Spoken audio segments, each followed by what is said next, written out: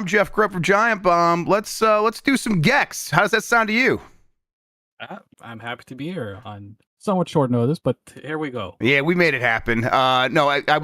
We talk frequently, Audie, about like, hey, we should just play games online more often. And like when this opportunity arose, I'm like, let's go for it. So here we are. Quick look EX for Gex Trilogy. You worked on this game. Why don't you tell people a little bit about it and like how you helped out? Yes, I am the producer on the Carbon Engine games from Limited Run. So generally what I do these days is curate a lot of the museum stuff, help out with general production, music player stuff, which I see is on screen now. This one was a really fun project because we did a lot of reverse engineering of the game. Yeah. And did a lot of enhancements under the hood that we can probably talk a little bit about. But what I really like is we had a artist, his name is Jesse Augustine. I think this was one of his first projects with us, and like the menu system for this game, I just love how in the 90s everything came out. This is like an old like Winamp skin. And is it really?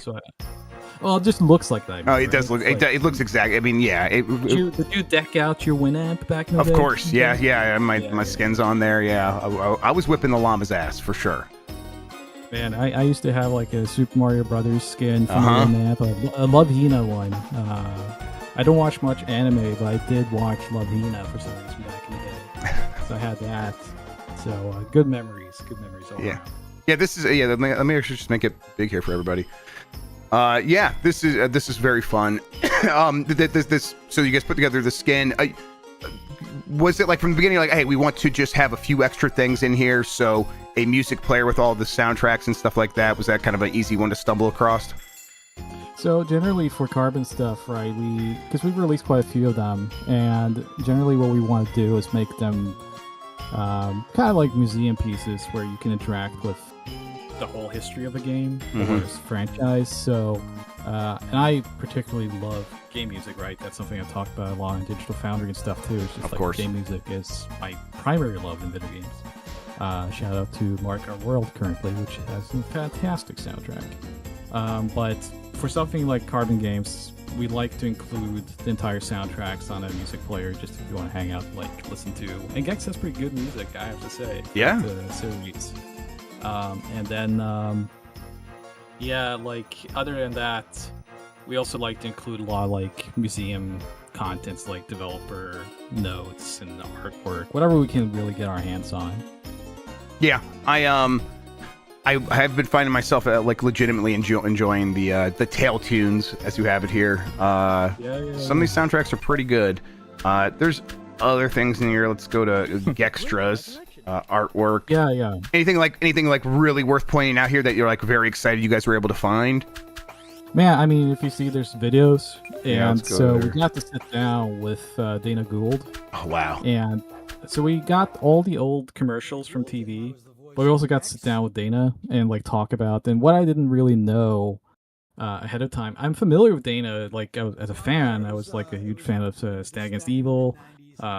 Liked him on Seinfeld because he's like the guy who stole Jerry the van. So I was like familiar with him and asked Gex as the voice, but I wasn't really sure when we contacted him, like, how much relation does he have to Gex? Right. Something he did in the 90s, right? Yeah, does he even remember it?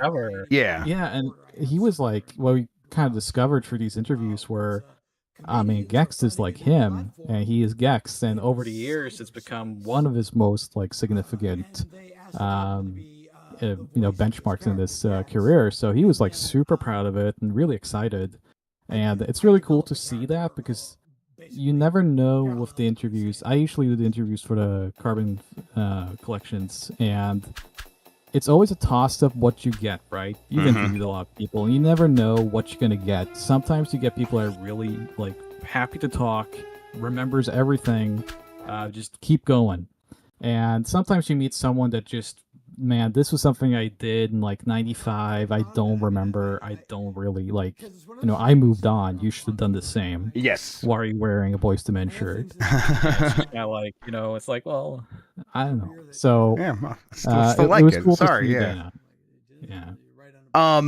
So you were surprised by like how like because you guys have a lot of tidbits here. Like, and this is like a two-part interview with Dana Gold here, or 2 pages worth of interview stuff, and Yeah, he was one of these guys that was like ready to go on and had a lot to say about Gex.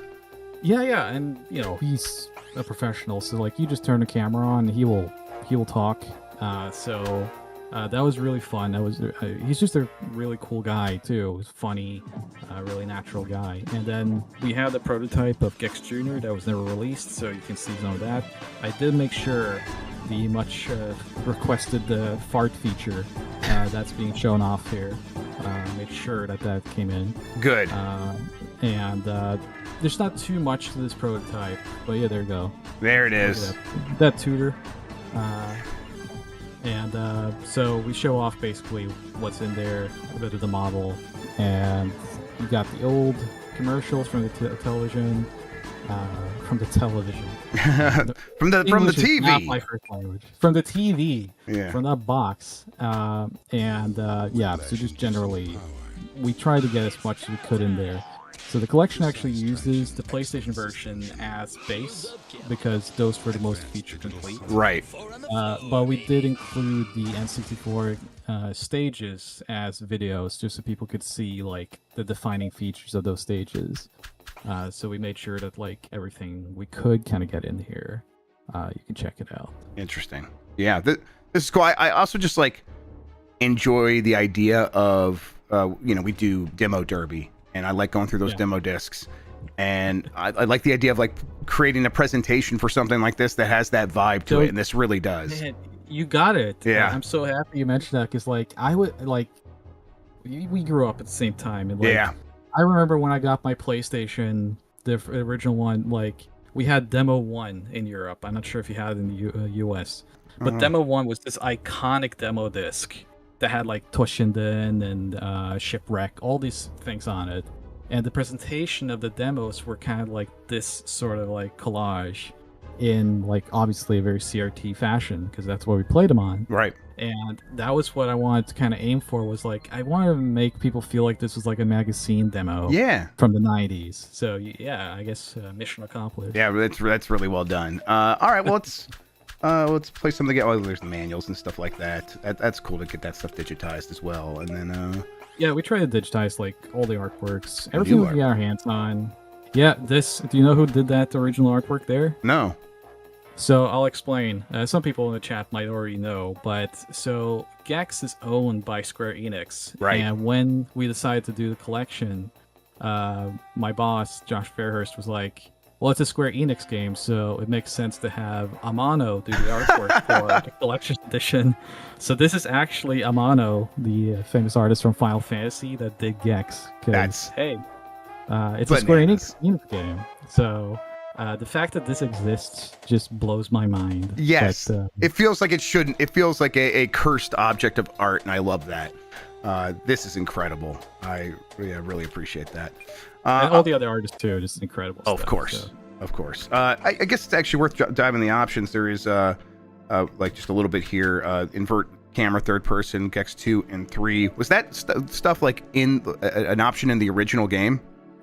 Nope. So I guess that's kind of a good place to start. Is probably one of the 3D games. Yeah, let's start with let's go to the third one. Yeah, Gex 3 Deep Cover Gecko, and you have the controls up here, which is great. I just want to shout out again to Jesse because like I love this presentation. I'm just mesmerized by it. But so for the 3D titles in this game, the team really wanted to like go all in as much as we could because we didn't have source access. Those source codes do not exist.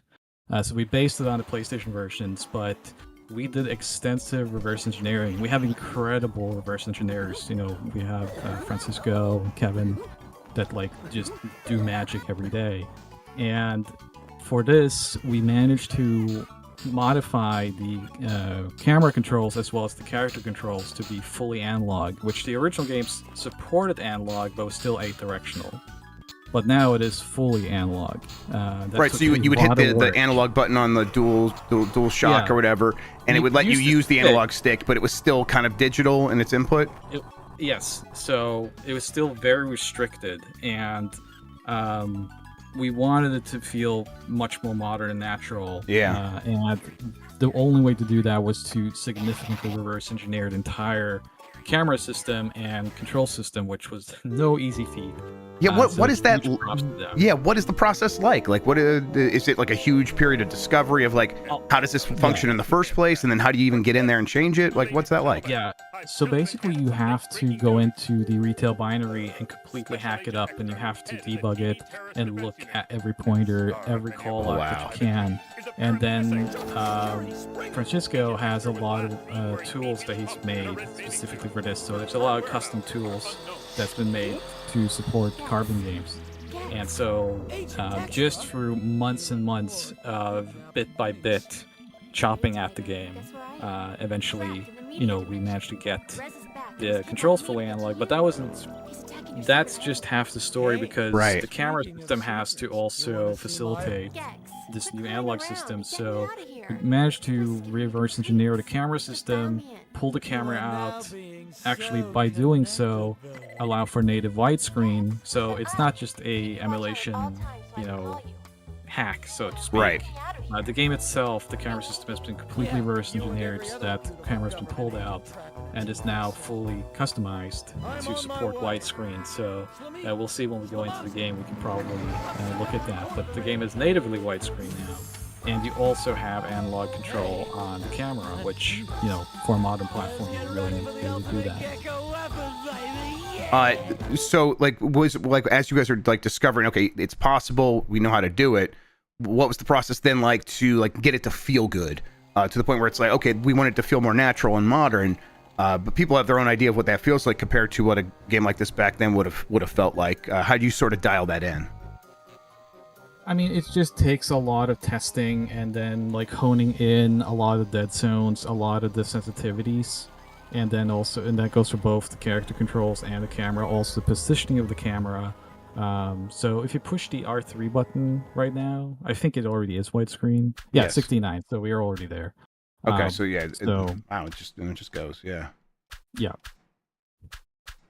And the CRT, I thought the CRT filter is great. Won't look good on stream, so we won't use it. But I've been using it. I like it a lot. CRT.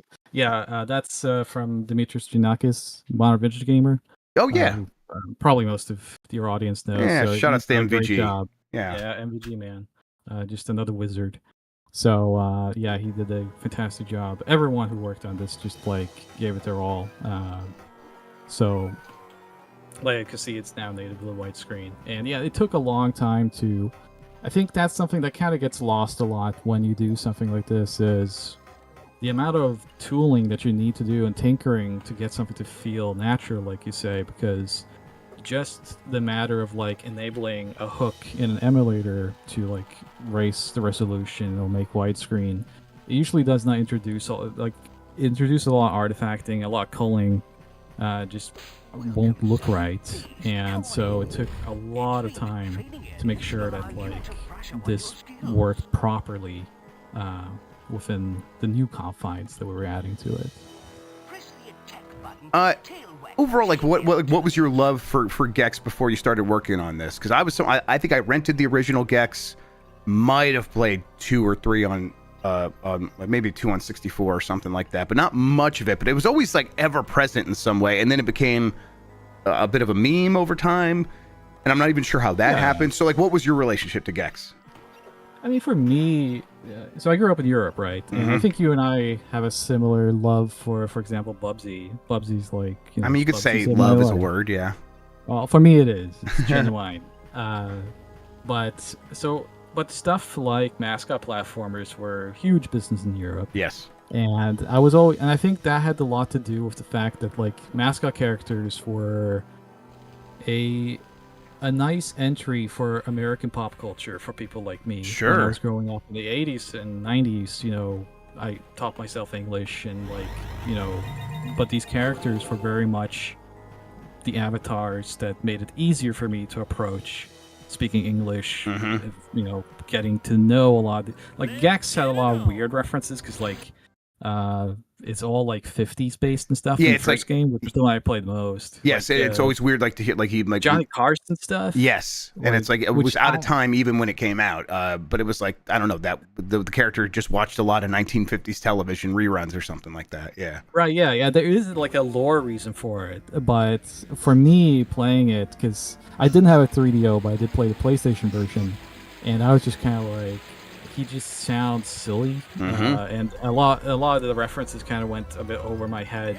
There was a couple of them that I kind of, okay, I get it, like Scooby-Doo and whatnot. But so Gex kind of fell into that, like nothing close to how Bubsy was like a sibling to me, but Sure.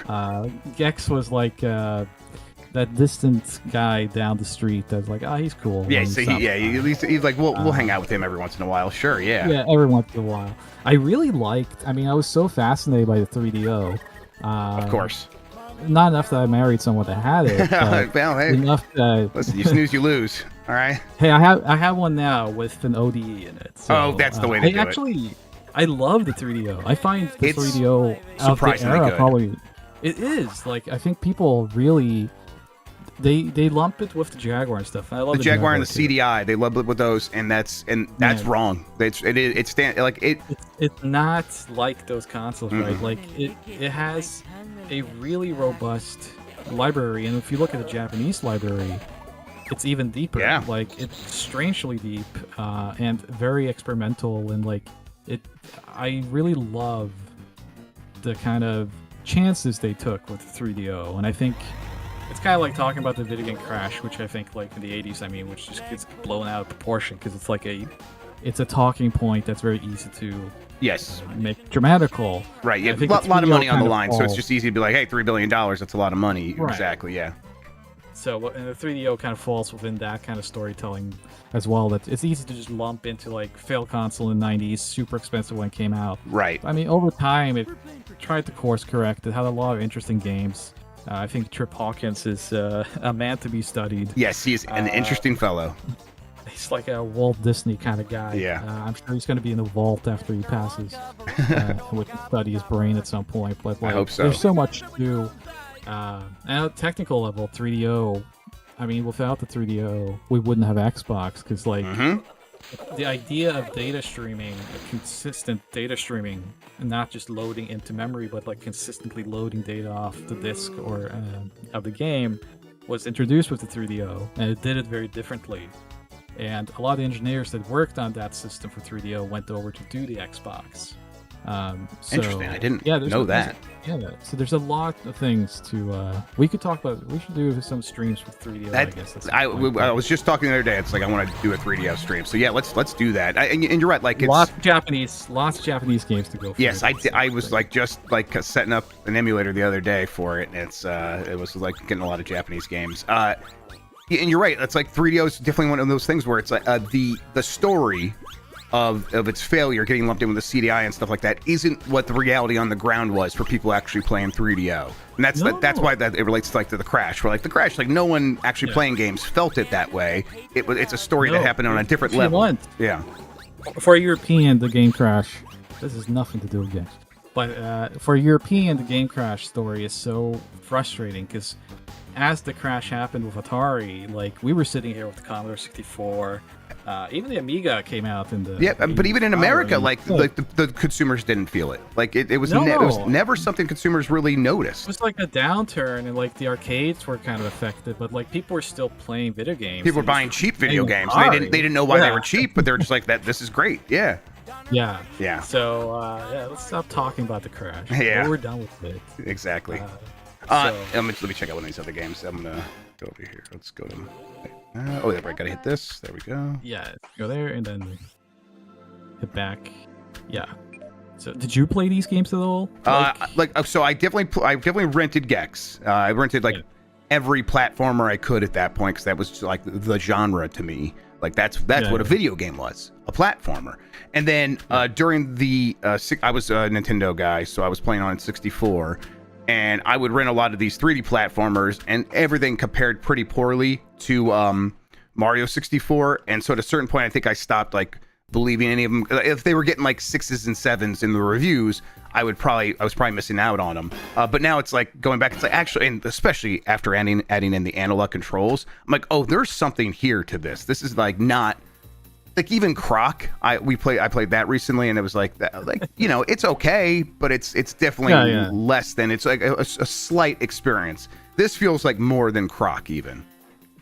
Yeah, I would say so. I mean, no no disrespect to Croc. No, of course not. He has Yeah, his place in game and history. people love their Croc. Yeah, I mean, that was what we discovered with the team too, because I think I played the first game extensively, and so the 2D one, Right. and the rest of the team, some are younger, much younger than me, and some are my age, and I think the kind of general consensus everyone had was like the first game is pretty good, the 3D ones haven't aged too well, and I think that was even that without the analog controls, where it was kind of, I think they were a little bit better than we remembered. exactly. Yes. But when we added the analog controls and kind of played it, it was like, man, there's something here that it opens the game in a completely different way. And I think these games, like especially Enter the Gecko, it's like I would go as far as to say that it's a fairly excellent game at times. Yes. Like the level design, the challenge, the difficulty with the analog controls, it's like it feels natural. I did definitely kind of fight the controls a lot more when it was an analog. Yes, I can imagine. Now, we didn't change anything when it came to the level layouts. Like, none of that, and that's all as was. But by just adding the touch of analog controls, it just really changed how these games are enjoyed. Yeah, So it feels like that was like the biggest hang up back then. It's there were a lot of great ideas for making games, and just actually getting them to function in 3D with that Z-axis just really was something every developer still struggled with. That kind of wasn't Nintendo. yeah, and I was playing the N64 versions a little bit while working on this, and it's like, I mean, it has better controls, but I wouldn't say, because we were able to kind of have our time and tinker with it and really focus on that aspect. This one definitely controls way better than the N64 version ever did. Oh yeah, definitely. There's also like Gex has a little bit of like conquer in them, where it's like it is sometimes a little bawdy, occasionally. Oh, man. Yeah, Well. yeah. You be like, right? It doesn't go full. It's like that PG-13 teenager. Yeah. I'm gonna see what I can get away with. And then we saw in the last game while we were talking, like Santa's name peed, like written in P in the snow and stuff like that. And it's like, okay, I this definitely has that sense of humor, and yet it's I think it's like still actually kind of works. It's still kind of charming because it's like it was held back in some ways.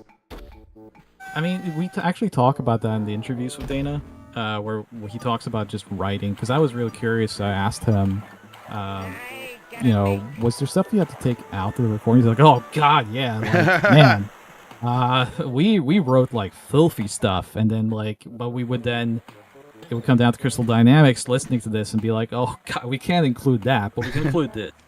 But he also said that, I think it's in the interview that he talks about that, but by pushing the envelope a bit, they also managed to kind of, you definitely get to say, like you said, it's PG-13, but it's the very edge of it, because when you had so many takes that were filthy, it's like, well, we gotta take this one that's I guess acceptable. And so for the rating system, they definitely pushed that a little bit, but I think it still works. I think Gex is fairly funny and charming. Especially when you get to talk to Dana, you just discover it's basically just Dana Gould. Yes, it's like, and he's a comedy writer. Like he still writes, I think, for late night TV shows and stuff like that. Like writes the jokes for them. So that's just his sensibility this entire time. And that really is basically his voice, though. The Gex voice is basically just him. It's just his how he talks. Yeah. I mean, there's a bit of Carson in there. There's a bit of funny, but most part. I think that's what's kind of interesting though about doing something like Gex. It's why do Gex again? But Gex was everywhere, and I think game history overall is important, no matter how relevant it is now, or then it's just it's still history. It still should be preserved. But Gex was something that he was a fairly significant part of gaming marketing and expansion of getting it into the mainstream, because at the time 93 or 92 when they started developing it, I think the original game came out in 94 95, the idea of having one of the most popular stand-up comedians in the country to do not just endorse it but record a voice, write the lines, and help design a character, that was not commonplace back then. No way.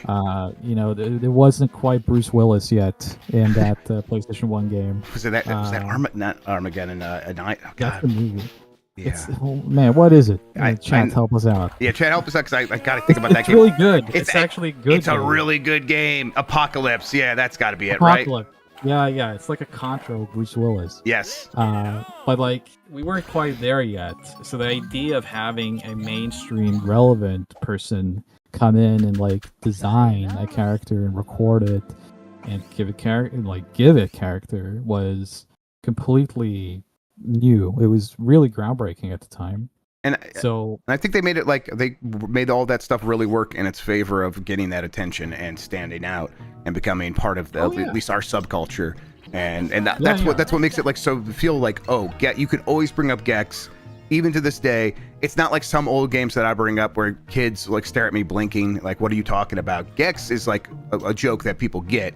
And now like having the opportunity for people to like, oh, hey, now play this new version of it and see that these games were actually pretty solid is pretty cool. yeah, man, try going up to a kid today and say, do you remember Oscar on the Amiga? Yeah. And see what kind of looks to get. But yeah, I mean, and that was when we were at PAX together. Like, we were talking before going live, I guess, about being at PAX together. But like, when I was at PAX, Limited Run was putting the game out there for people to play it, and it was really interesting because like kids that have never seen Gex before, never like had anything to do with it. Obviously, they were born like in the last 10 years. They would see it on screen and be like, I want to play that. I saw that dozens of times. And I'm not exaggerating. I saw it again and again that a kid would walk by our booth, see Gex, and be like, I want to play that. And go over, and they played it. They stay there. And the parents would talk to us and be just kind of like, yeah, it's, you know, it's fun to see them interact with something I remember from my childhood. Yeah, I bet. So, like, just the design of Gex, that edge, it's kind of like the Sonic thing, right? Where Yes, I was going to say, he's got that somehow, he has some sort of appeal that Sonic has where kids see it and they're just like, yes, that is something I'm into. Yeah, they definitely, when they designed these characters in the 90s, they definitely had some sort of research that told them, like, yes, make sure, like, this is included. Yeah, and an animal with attitude, yeah. Oh, wait, this is a good opportunity to show Rewind, which is in all the games. Every carbon game has Rewind. Yes. So, yeah, you don't have to struggle your way through continued systems and stuff. Right, and I think that's really good for this game, I think, actually. Yeah. This one especially gets real difficult. Yes.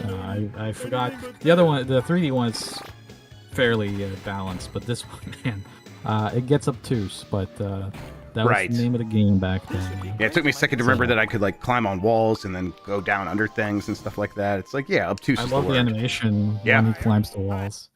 Reminds me of Little Nemo when you... with the salamander.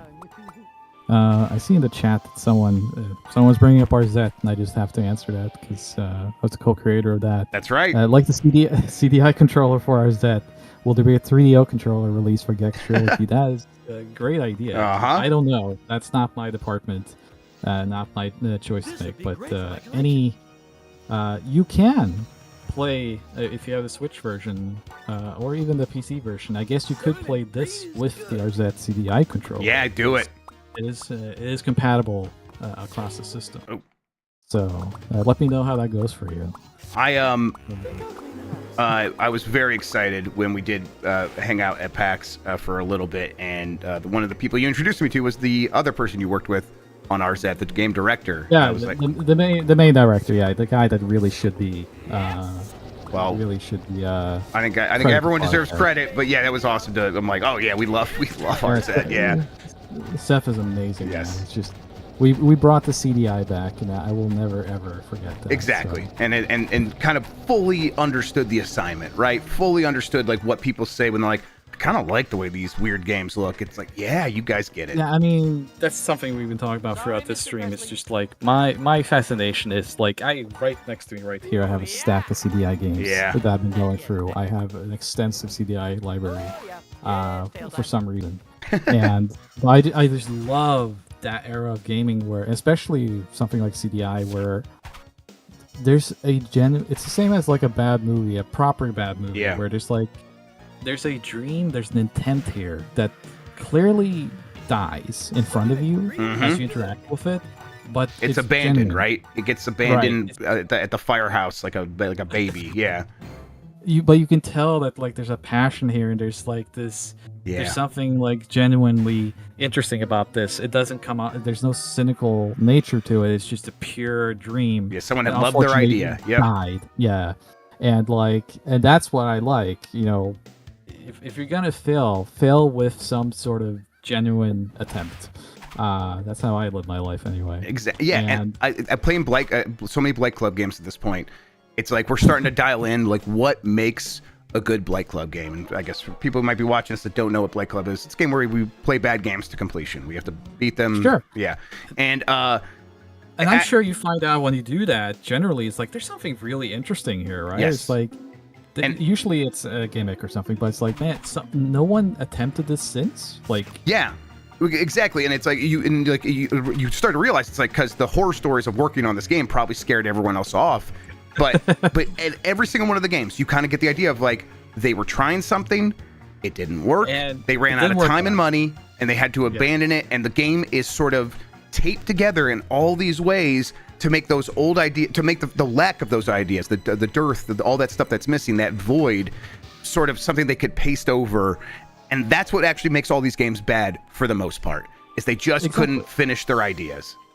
Yeah, no time, no money, whatever it came down to. But it wasn't from a lack of trying, and I think that's what really makes it interesting. And that was the Arzette thing, right? Where it was like, I met Seth because he remastered the Zelda CDI games, and at the time I was very famous on Digital Foundry for being a CDI fanatic.